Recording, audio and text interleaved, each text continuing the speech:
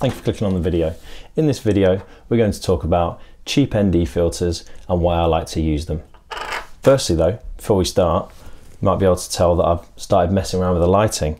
I've just got into lighting, and you could probably tell that by all of my other videos having really bad lighting. But first, just bought this guy. It's really bright. Can hardly see now. Also, look at this guy. Anyway, why am I going to argue that you should buy cheap ND filters rather than forking out for expensive ones? Now, I'm sure everybody knows what an ND filter is, but just in case anyone doesn't, people call them sunglasses for your lens. They basically let less light hit the camera, and that allows you to either open up your aperture to give you a shallower depth of field, or it allows you to slow your shutter speed right down.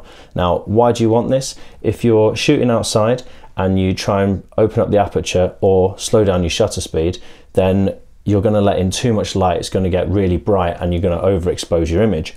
Or if you're wanting to do a time lapse and you're wanting to get some nice motion blur, you're going to need to slow your shutter right down.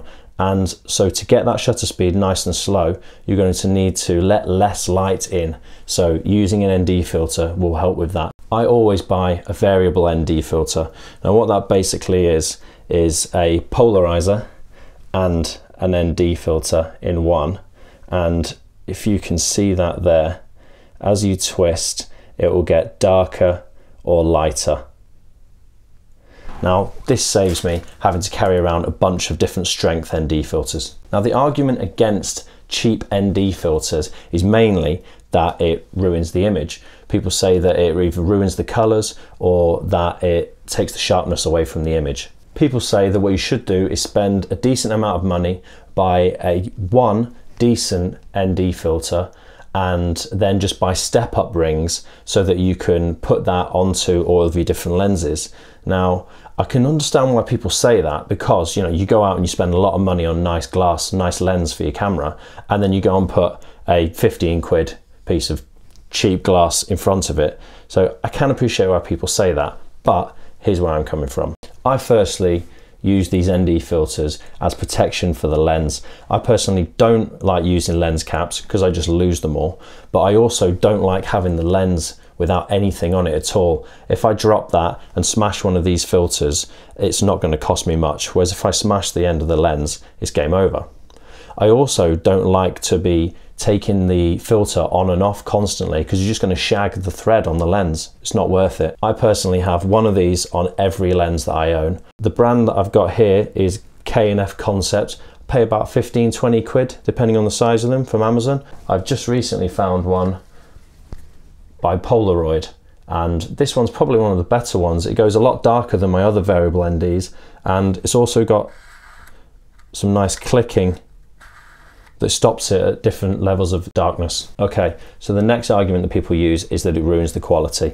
Now, I could probably agree with that if you're a professional, but if you're just going to upload your images to Instagram, or if you're just going to upload video to YouTube like me, then I'll be very surprised if it does ruin much of the quality. But anyway, let's do a little side-by-side example.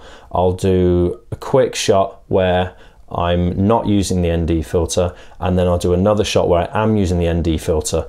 I'll keep the settings as close to each other as I can and just adjust the ISO to account for the extra darkness from having the filter on, and then you can see for yourself.